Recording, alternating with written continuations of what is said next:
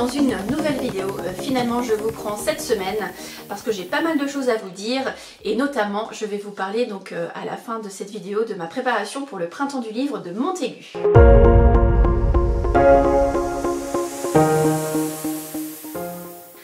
Je commence tout d'abord avec deux avis lecture. Alors le premier livre dont je vais vous parler, c'est l'auteur en fait qui m'a proposé de le recevoir, donc c'est Pierre Thierry. Son dernier roman, donc c'est le Polycarpe Arpenteur qui est auto-édité, donc grâce à BOD France. Comme je l'ai mis dans mon avis Instagram, c'est un livre qui est difficile en fait de catégoriser. Parce que en fait, quand j'ai commencé la lecture, je me suis dit ah, c'est un polar. Voilà, il y a quelque chose qui se passe, donc un voilier qui va en fait couler, il y a une personne qui est rescapée, donc je me suis dit bon bah voilà, on va essayer avec cette personne rescapée de savoir déjà pourquoi c'est la seule personne, pourquoi ce bateau en fait a disparu, et puis en fait au fil du temps, donc on va découvrir pas mal de personnages. Déjà c'est vrai que moi il y a eu un moment où j'étais un petit peu perdue, mais il nous reprend au fil du temps parce qu'effectivement on a très régulièrement des rappels de qui est qui, etc. Donc ça va. Il y a des prénoms aussi qui sont pas forcément évidents à prononcer. Et donc on avance comme ça, et puis il y a des choses qui se passent avec de la poésie qui arrive, un petit peu de fantastique, de la littérature, je dirais, un petit peu élitiste par moment, parce que c'est une plume qui est assez riche. Et donc à la fin, quand j'ai terminé ce livre, j'ai été assez dubitative, parce que ce livre m'a un peu déstabilisée, m'a clairement sorti de ma zone de confort, ça c'est certain. Et voilà, donc c'est difficile pour moi par exemple de mettre une note sur ce livre-là, parce que je ne sais pas si j'ai aimé, j'ai moins aimé. J'ai eu, je dirais, un petit peu de tout dans ce livre. Mais en tout cas, je remercie énormément les échanges que j'ai pu avoir avec l'auteur et surtout de m'avoir proposé ce livre, parce que vraiment, ça m'a sorti de ma zone de confort. C'est que je dirais un livre qui est hors catégorie, encore une fois. Mais voilà, une jolie découverte. Et puis voilà pour cet avis.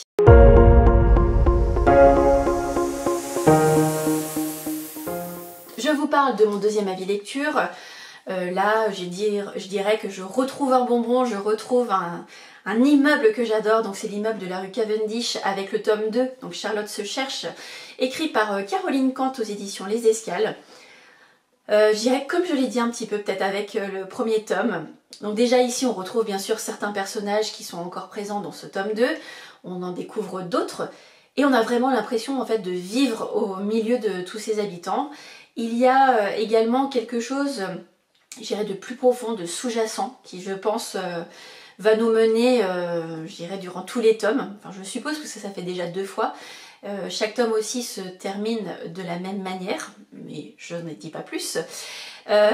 Juste pour info, donc pour l'instant, on a les 5 premiers tomes qui sont sortis, et le 6e tome, qui sera aussi le dernier, sortira cette année le 3 octobre. Voilà, déjà en plus on a échangé avec l'autrice et on s'est trouvé un point commun, notamment autour du 3 octobre, mais je n'en dis pas plus non plus. Et en tout cas ici, voilà, on est auprès de Charlotte, qu'on a découvert dans le tome 1.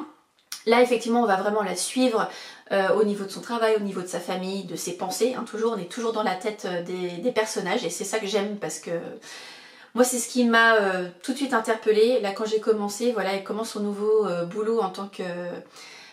dans une agence de wedding planner. Voilà, ça m'a embarqué, c'est un truc de fille on va dire, mais tout de suite j'ai dévoré, ça m'a plu, j'ai ri, j'ai eu des émotions, et vraiment j'ai l'impression d'habiter en fait, d'avoir des appartements ou d'habiter aux côtés de chaque personnage. Voilà, je trouve ça sympathique, léger, ça fait du bien. Il y a des choses plus profondes aussi qui nous permettent aussi de nous poser des questions sur nous-mêmes. D'ailleurs le personnage de Charlotte a résonné sur pas mal de points en moi, voilà, déjà en tant que maman, en tant qu'on se recherche, on se remet en question. Enfin voilà, il y a eu des choses qui m'ont parlé. Et voilà, en tout cas un très très bon moment, un petit bonbon. Le prochain tome, bien sûr, je le lis le mois prochain, et donc j'ai hâte de vous en parler, j'ai surtout hâte de le lire et de le découvrir. Et encore merci à l'autrice pour nos échanges, parce que voilà, je trouve ça sympa aussi quand on lit un livre et qu'on peut échanger quelques petits messages avec l'autrice. Voilà, je trouve que c'est un petit plus. Et voilà, c'est là où on a vu effectivement notre point en commun, et surtout qu'elle m'a parlé du tome 6 qui sort prochainement, donc soyez au rendez-vous.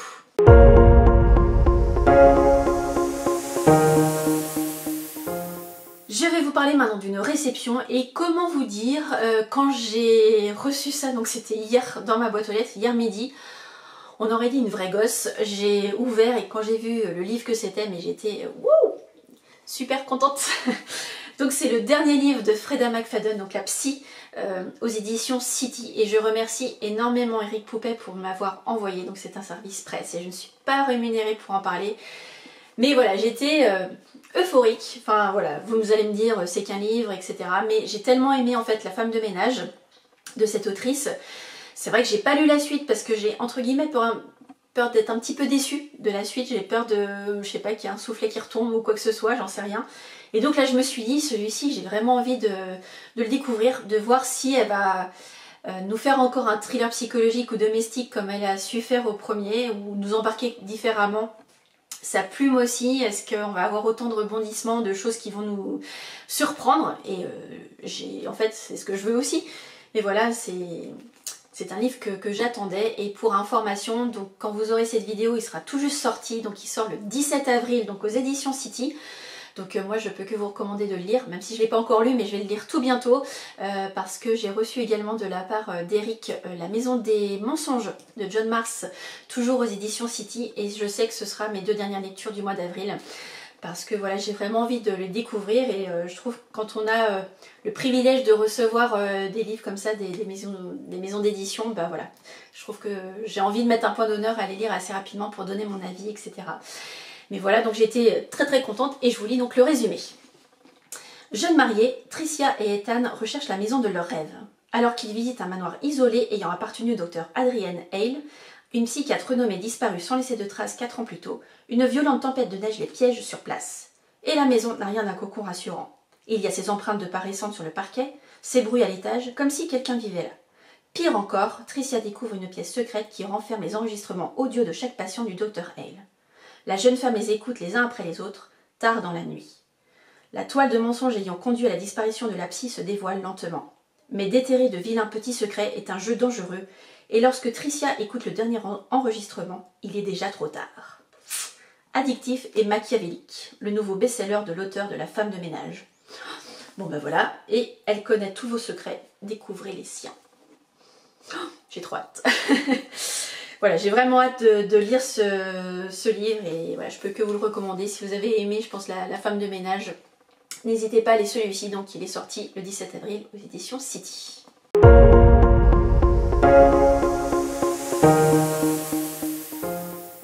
Avant de passer à mes préparations pour le printemps du livre, je vous parle des 2 livres que j'ai en cours.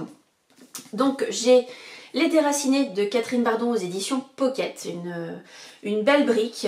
J'ai lu un bon tiers. Ouais, je crois que je suis à 40%.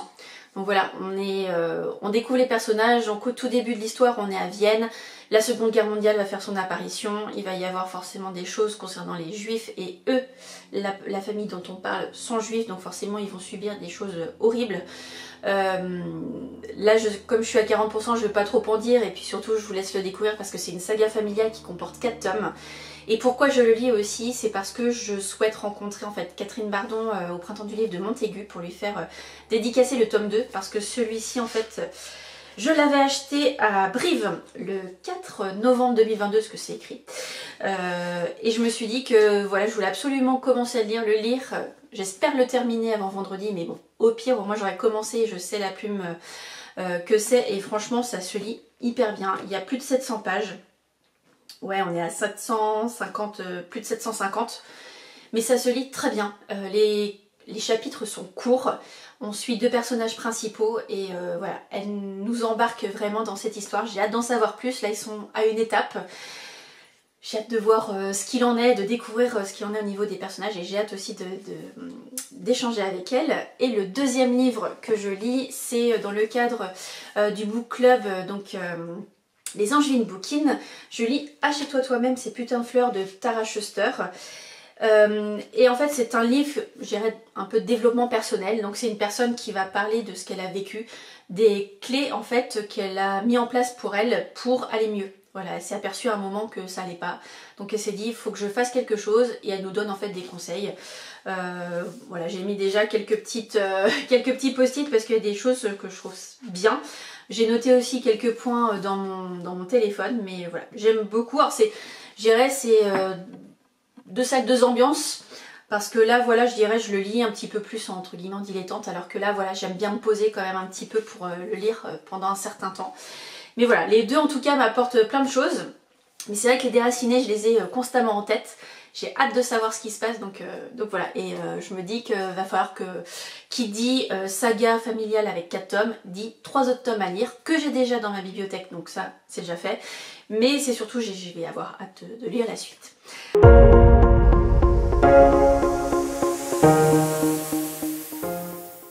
Maintenant à la préparation donc, du salon Printemps du Livre de Montaigu qui est la 34e édition qui se déroule donc du 19 au 21 avril à Montaigu forcément. C'est la 3e fois, merci Noisette, hop, hop, hop, hop. C'est la 3e fois donc que je vais faire ce salon. C'était le premier que j'avais fait. C'est vrai que j'avais eu l'occasion de rencontrer Laure Manel et Clarisse Sabar dans un autre lieu qui m'avait dit vraiment ce salon il est top, il est pas loin de chez moi donc bah voilà, faut que j'en profite. Et donc la 3e édition, comme je disais tout à l'heure, voilà, la première édition, comme c'était la première fois, je me suis vraiment lâchée en termes d'achat. Je crois que j'avais plus de 25 ou 26 livres.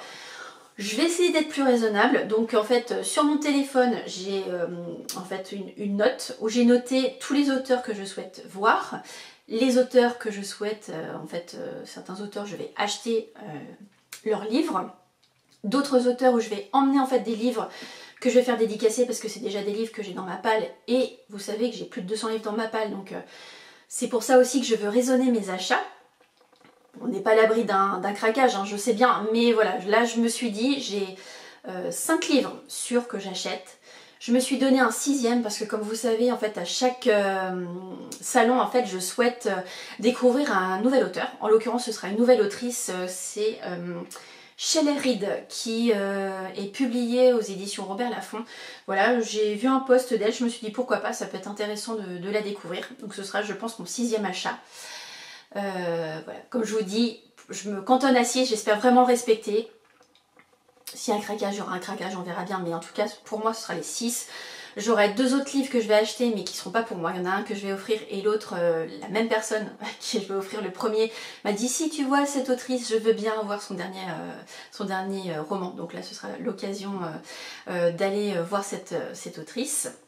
Mais voilà, en tout cas, j'ai un peu planifié. J'ai aussi vu que le samedi, il y a des conférences donc qui sont appelées là-bas Escale littéraire que je souhaite faire. Il y en a 3 que j'ai notées. Il y en a une, c'est Frisson Garantie où il y a Franck Tillier et Sonia Delzong. Une, c'est Pas si simple l'amour. Et la dernière, c'était Soigner les mots, M-A-U-X par les mots, M-O-T-S. Donc je pense que c'est les 3, voilà, ça va me prendre 1h30. Au total, c'est 30 minutes à chaque fois, donc c'est bien. Ça permet de voir aussi des auteurs voilà, qui discutent aussi de leur livre et leur parcours. Puis j'aime bien aussi, ça permet de se poser. Après, on verra aussi en fonction du nombre d'auteurs que j'aurai déjà fait, du nombre de dédicaces. On verra. Puis je pense que certains seront à Vannes. Donc peut-être aussi que je vais voir. Sauf que Vannes, pour l'instant, on ne sait pas quels auteurs seront présents. Il y en a certains qui l'ont mis, en fait déjà dans leur story ou sur leur fil d'actualité, mais j'ai pas encore pu voir tout le monde, donc faudrait peut-être que je fasse ça avant pour voir si effectivement il y en a que je privilégie sur Montaigu, parce que je sais qu'ils seront pas là à Vannes et inversement, enfin voilà. Bref, voilà ma petite préparation. Donc j'ai déjà préparé les livres que je vais emmener pour dédicacer, que j'ai déjà dans ma bibliothèque. J'ai hâte aussi bien sûr de retrouver les copines de Bookstar, notamment Héloïse qui vient donc de Lyon pour faire ce salon là. Donc on s'était croisés l'année dernière au Quai du Polar, donc là je dirais c'est son tour de venir de mon côté pour faire un nouveau salon. Donc je suis ravie de la revoir. Bien sûr je vais revoir Charline du book club forcément qui va venir aussi sur les journées de samedi. Je vais être aussi avec ma copine Justine qui va être là avec moi toute la journée du samedi. Je sais qu'il y en aura d'autres que je vais voir. Voilà, si j'en oublie, voilà, je suis désolée, mais j'ai vraiment hâte de vous voir, de vous revoir, surtout si on se croise. N'hésitez pas à voilà, m'accoster, voilà, de vous discuter ensemble, ce sera avec plaisir. J'espère aussi retrouver Cécilia. Cécilia, c'est, on s'est rencontrés la première fois à Montaigu, donc là, il y a 2 ans. Maintenant, en 2022, oui c'est ça. Et en fait, on s'est rencontrés par hasard dans la file d'attente de mon duo chouchou que sont Christian Niemiec et Ludovic Manchette pour Americas, je me rappelle. Et l'année dernière, on s'est revus dans la... Alors là, c'était pas prévu, on s'est revus dans la file d'attente de Serena Giuliano. Et là, franchement, j'espère la revoir cette année encore une fois. Toujours de bons moments, toujours de bons échanges. Puis voilà, on partage la même passion. Et j'ai hâte aussi de retrouver des auteurs voilà, comme Laure Manel, Clarisse Sabar, Delphine Giraud, qui viendra en plus avec son livre en avant-première qui sort le 2 mai. Donc on l'aura en avant-première sur le salon de Montaigu, donc ça c'est cool. Voilà, j'ai hâte de revoir bien sûr Serena Giuliano, Sita Kafka, Sophie Rouvier, Sophie Jomain, qui m'a beaucoup émue l'année dernière. Enfin voilà, j'ai aussi vraiment hâte de voir Momalo. Voilà, c'est vrai que j'ai beaucoup lu Momalo dernièrement et j'ai vraiment hâte de discuter avec lui parce que voilà, son dernier roman j'ai beaucoup apprécié. Son Cozy Mystery m'a beaucoup fait rire et voilà, j'ai découvert 3 super personnages. Donc j'ai hâte de pouvoir échanger tout simplement avec lui. Puis voilà, passer un très bon moment. Je sais que je vais passer un jour et demi où voilà, je vais vraiment vivre à fond ma passion et puis bien sûr je vous prendrai avec moi, vous aurez bien sûr des photos, des stories, un réel. Je ferai une vidéo bien sûr dédiée, je pense, si j'ai assez de matière bien entendu, mais je pense que oui.